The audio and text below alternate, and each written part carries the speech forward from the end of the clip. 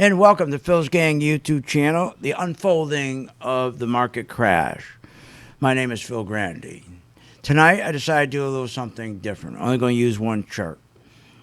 We are getting so close to the crash right now that I thought I would summarize what we've been doing all these weeks and to identify for you just how close we are and why. It's so important for you to understand why we're here, so you know which stocks to stay in and which stocks not to be in, okay? Now, let's start out with going back to 2008. Matter of fact, let's go back even further, 2000. When we started the dot-com era, our whole country changed from a manufacturing economy to a financial economy to a tech economy. And by the time we got to 2008, we were now in an information economy. That's where we are starting to see, now we're starting to see these stocks like Google and Amazon and Netflix and Facebook and Microsoft, Apple. We're in this new age of information. And after the market crash in 2008, our owners, the wealthiest people in this country and in the world, who control the Federal Reserve, control our Congress, they saw something. They knew they could get their money back quickly if they went away from the norm. What's that mean?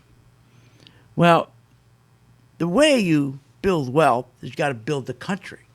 The way you build the country is that you invest. It's called business investment. You take money, try to keep the rates down as low as you can, and give it to the CEOs, and the CEOs take that money and they plow it back into their company through business investment, new equipment, new machinery, so forth. And as their businesses grew, wages would grow. When wages grow, people would take that money and save it.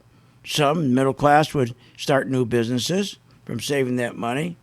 And the more they could produce, the more wages went up. So CEOs would plow all their profits, all their money they borrowed back into business investment. But this time was going to be different. They saw what was coming with the information technology in 2008, and they could see an opportunity to make a fortune. They saw an opportunity to run stocks 6,000%, 3,000%. We're talking about the Amazons and the Googles and the Facebooks and the Netflix and the Microsoft and the Apple, all these information stocks. They could see the future. So they turned around and decided they were going to, instead of printing money and directing it towards productivity, they decided they're going to let the Congress continue to spend money, keep building the debt up, and they would go in and print money to buy the debt and put it on their balance sheet. Because the more they print and they go in and buy the debt, we're talking about the treasuries on their balance sheet that they owed you, me, and Japan, everybody else, because they borrowed money. They go and buy that debt from them, put it on their balance sheet. Now think about their balance sheet. It took 20 years, up to 2008, to accumulate on their balance sheet $850 billion. It only took 10 years to today to accumulate $8 trillion. Think about that. $850 billion over 20 years. What was that on their balance sheet? The $850 billion? That was debt they bought, the Federal Reserve bought and put on their balance sheet. It took 20 years to accumulate that. They accumulated that in less than 13 years. So what does that tell you? Well, they stopped directing money to grow the economy. They said the hell with growing the economy. Let's take the money, and what we'll do is keep on buying the debt, those treasuries, and when we buy those treasuries, something happens. It's magical. When they buy the treasuries, they buy the debt from the government, which are those treasuries, interest rates drop. The yields drop. Give you an example. Look at my chart. Look how an interest rates are at 81 basis points from 2020 up to 2021, a year. Those stocks soared. The FANG stocks soared. Big tech stocks soared because they were in this environment of low yields. The minute the yields go up, see what happened here in February 2021 when it was 125 basis points? The big tech stocks dropped 10%. Look back here. What is 155 points? The big tech stocks dropped. High rates or yields is like kryptonite to Superman. It's like kryptonite to them. So they got to keep those yields down. And they knew they could do that. All they had to do is keep the scam going. Let Congress spend like they always do, and they'll keep going and print money, and they'll keep on taking that debt and putting on their balance sheet. Now, the problem with that, you're creating tremendous amount of inflation, because when you print money, that creates inflation. When you print money, that destroys the value of the dollar, destroys the purchasing power of those dollars. You know that when you go to the supermarket. So for 13 years, this is the scam they've been running. They decided not to put money in the economy for the economy to grow, to drop down the debt. And they didn't give a damn that the debt was growing faster. The $28 trillion debt is growing faster than the $21 trillion economy. When you have your debt more than your economy, you're in deep trouble. And that's what causes crashes. So now, with this last crash that we had in February to March, and this big boom that we've had, they've been running the presses, money printing presses, like crazy. But now they started to do something else. They started to stimulus, all these stimulus programs. Because what is stimulus after all? Over 13 years, they destroyed the economy. They had to put the economy on life support. Well, very few people got so rich, so wealthy, that we haven't grown the economy in 13 years. We should be at 5, 6, 7, 8%. We've averaged 1.6% for the last 13 years. Now it's catching up. It's catching up.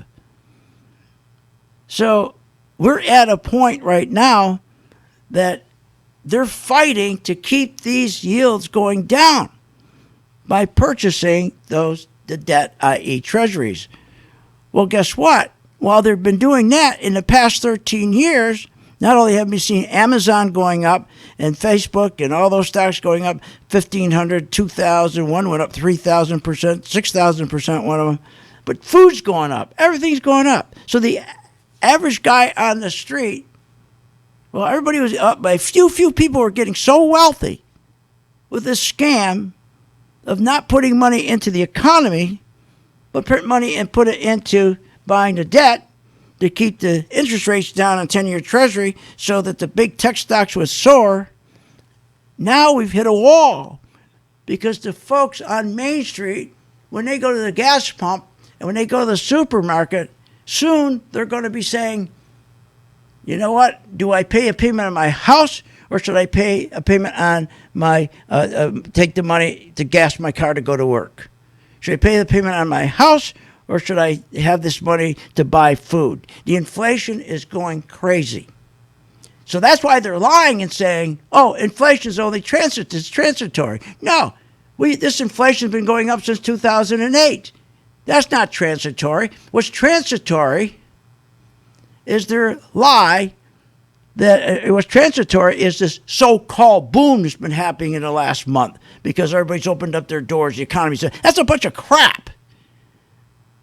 So we're at a real critical point here. Something's going to give because you can't keep pushing this out and keep letting food prices, everything keep going up when wages aren't going anywhere. And the whole thought of the top 1 percentile, the 1/100th 1 percentile, all the guys on Wall Street, their only thought when they get up in the morning, how do we get those yields down? Keep printing money, get those yields down. So Amazon and Google, all these stocks that they made so much wealth, buying homes in the Hamptons. Some guys bought 2-3 homes in the Hamptons, buying homes in Arizona. They've gone nuts. They've gone nuts. They got so much wealth from these stocks. Imagine these stocks go up 2,000-3,000%. 5,000%, the wealth they created, but they're addicted. They can't stop. But what's going to stop them is Main Street. Because poor Main Street, they're going to soon have to make that decision. What do I pay? My gasoline? My house payment? Do I pay my kids' education? There lies the problem. We're getting so close. So the reason they're doing all the stimulus and they're not getting a big fight from Republicans is because of the fact that the stimulus is life support. As long as they can keep doing more stimulus and more stimulus and more, they just announced another $8 trillion. That means more printing of money, more debt. Keep on driving those 10-year treasuries down. Keep pushing Amazon, Facebook, Google, Microsoft, Apple. Keep pushing them up.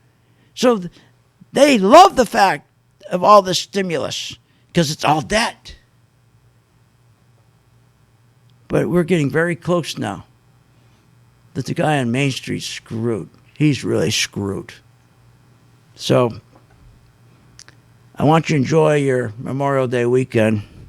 And I am telling you, we are so close. So close. It just depends. Remember, everything the Federal Reserve is doing right now, all it's doing is expanding the bubble and extending the crash date. All the stimulus they got to get done. How much more can the American people pay for gas? If gasoline gets to $5, watch what happens. So we're getting very close. So enjoy yourself this weekend, and we'll come back on Tuesday. And please hit like and subscribe.